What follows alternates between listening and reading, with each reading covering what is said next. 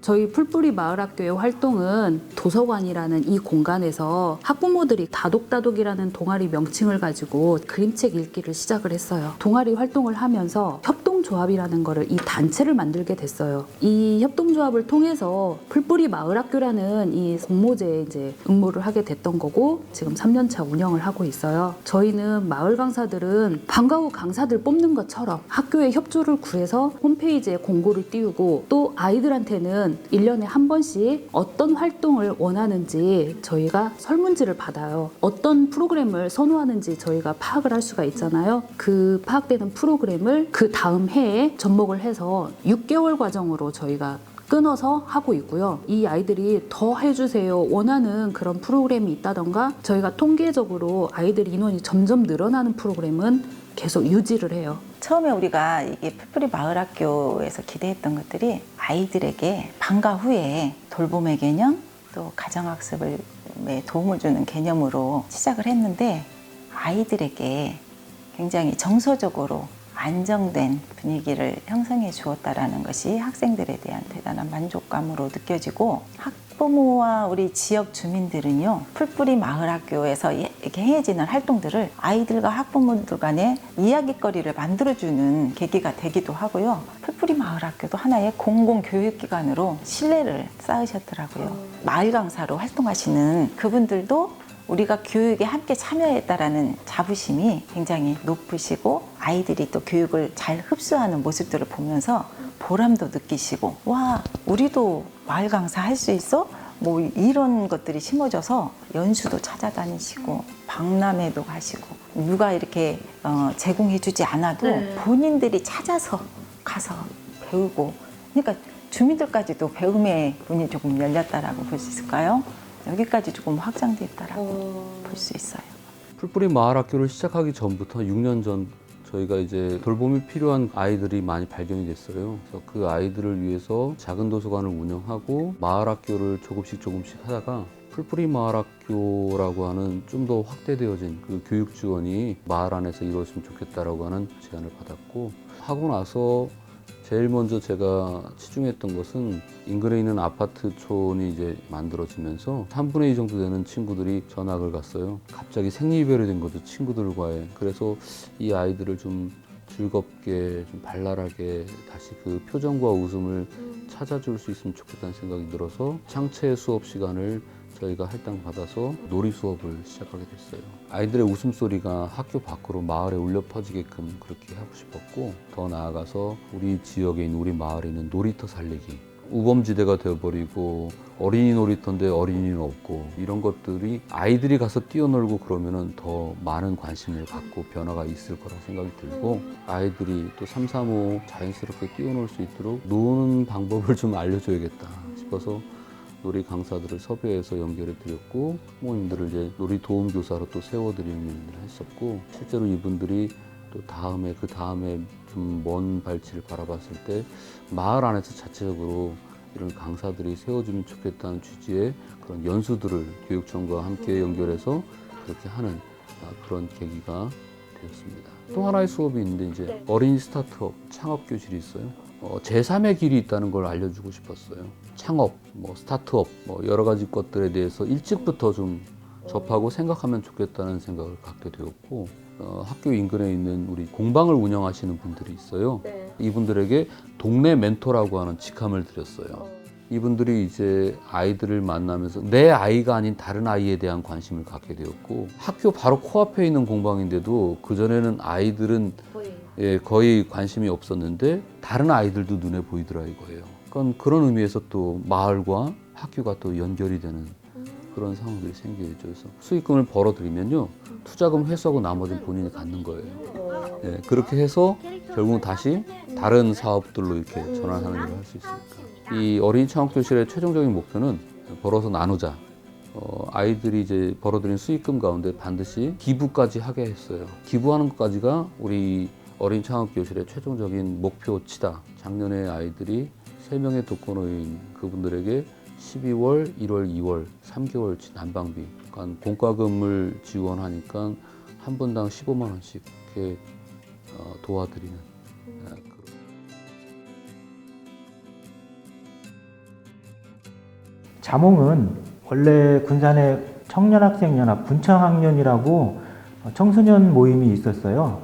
이제 그 친구들이 우리 청소년들이 모여서 활동할 수 있으면 좋겠다는 이런 공간이 필요하다라고 먼저 제기를 했어요. 해서 이게 만들어지게 된 거고요. 이제 그 이후에 이 자몽이라고 하는 이 공간을 어떻게 운영할 거냐 하는 거를 청소년들이 고민해 보자라고 해서 만들어진 자치조직이 오몽입니다.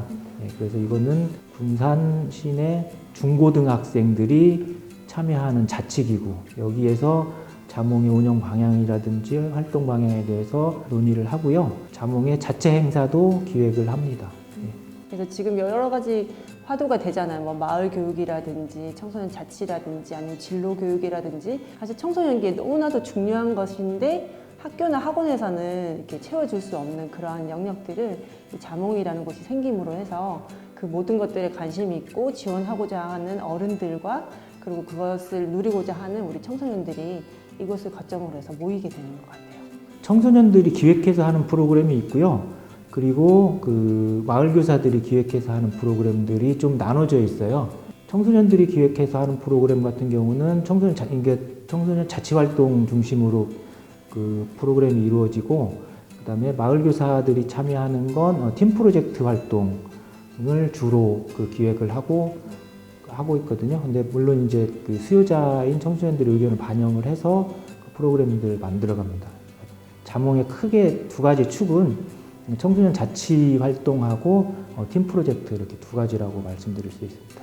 일단 기본적인 수요조사가 이루어지고 거기에 맞는 적합한 길잡이 선생님들을 배치를 해주시는 거예요. 선정 기준이라고 하면 자몽의 설립 취지에 공감할 수 있는 사람이면 될 것 같아요. 청소년들이 스스로 문제를 해결하고 할 수 있도록 보이지 않게 지원해주는 역할이기 때문에 저희가 나서서 하면 안 되잖아요.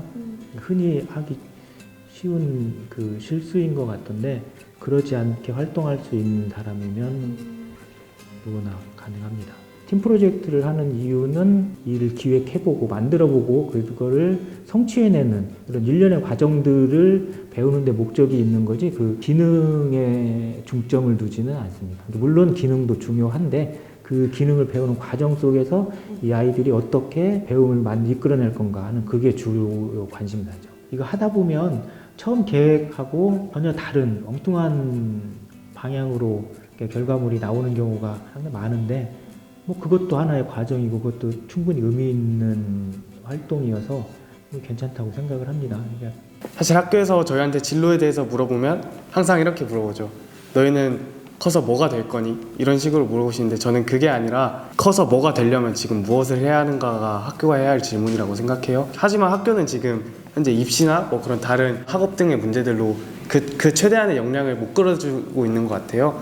그래서 저는 이런 학생들한테 최대의 역량을 끌어내줄 수 있는 그런 답변이 돼줄 수 있는 그런 기구가 필요하다고 생각합니다. 그리고 저한테 그건 매우 큰 의미고요. 저희가 지금 여기서 하고 있는 것은 삶의 자치라고 보고 있거든요. 스스로 저를 다스릴 수 있는 것을 배울 수 있어서 저는 계속하고 있습니다. 이 활동. 자몽이 맨 처음에 만들어질 때 이 공간 하나하나 시설 하나하나를 청소년들이 만들고 싶어하는 대로 원하는 대로 직접 설계해보고 또 디자인하는 과정을 거치니까 이 공간이 진짜 우리를 위한 공간이고 여기에 내 마음이 담겨있는 공간이구나라는 주인의식이 생기게 되면서 자연스럽게 오몽으로 활동이 이어진 것 같습니다.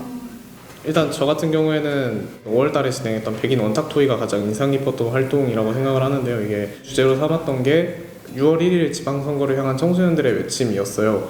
그래서 청소년들이 평소에 하고 싶은 이야기도 많았을 거고 답답한 부분들도 굉장히 많았을 텐데 이런 부분을 청소년들이 한데 모여서 자신들의 이야기를 한데 나눌 수 있는 그런 기회가 흔치 않았기 때문에 굉장히 뜻깊은 행사였다라고 생각을 해요. 그래서 실제로 이때 이야기 나눴던 내용을 토대로 저희가 정책 제안서를 작성하고 군산시장님 그리고 교육장님 또 나아가서 전라북도 교육감님까지 만나 뵙고 군산 청소년들의 생각이 이러니까 앞으로는 이런 방향으로 정책을 펼쳐주세요 라고 말씀을 드릴 수 있었기 때문에 청소년들의 이야기를 한데 모아서 그 이야기에 힘을 실어줄 수 있는 기회가 되었다라고 저는 생각을 합니다. 네, 저는 가장 최근에 진행했던 학생자치 네트워크라는 행사가 가장 기억에 남는데요. 각 학교의 학생회들이 모여가지고 이제 이야기를 나누는 것이라고 짧게 줄일 수 있는데, 학생회를 운영하다 보니까 저희 학교에서 안에서 저희 학교 학생회만으로만은 도저히 해결할 수 없는 일들이 많더라고요. 다른 학교 학생회들 이야기 들어보니까 저랑 같은 생각을 가지고 있는 학생회 친구들이 되게 많더라고요. 그래서 되게 공감되는 부분도 느꼈고, 또 이게 딱 한 번 행사로 끝나는 것이 아니라 계속해서 지속 가능한 이런 기구들이 있어야 한다고 저는 생각이 들거든요. 그런 단체가 네트워크라 생각해서 되게 그 행사가 가장 기억에 남습니다. 뭐 청소년들이 지금은 뭐 자몽을 모를 수도 있고 뭐 자몽이 내 인생에 특별한가 이 생각이 들 수도 있지만 뭐 나중에는 자몽도 하나의 뭐 기억이었고 내 인생에 좋은 출발점이 될 수도 있지 않을까 생각을 합니다.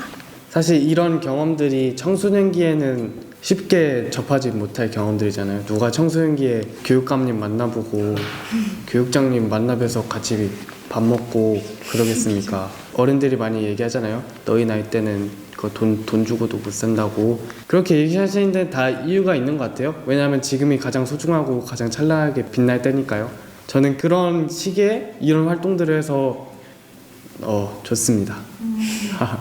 제가 자몽에서 사람들을 대하는 법을 배웠고 제 의견을 솔직하게 이야기하는 법을 배웠고 사람들 앞에 서는 법을 배웠기 때문에 제가 앞으로 어떤 일을 하든 제 삶에 있어서 자몽에서의 기억들, 경험들은 가장 큰 좋은 그런 근간이 될 것 같습니다.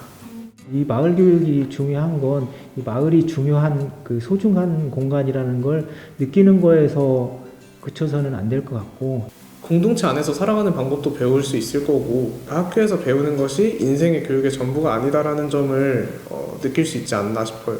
우리가 안전하게 지낼 수 있는 곳, 또 따뜻하게 우리를 맞이해 줄 수 있는 곳, 이게 바로 마을이었구나 라는 것으로 기억되었으면 좋겠고, 힘들고 지쳤을 때 언제든 돌아갈 수 있는 고향, 이런 것으로 좀 기억이 되면 좋겠다는 생각을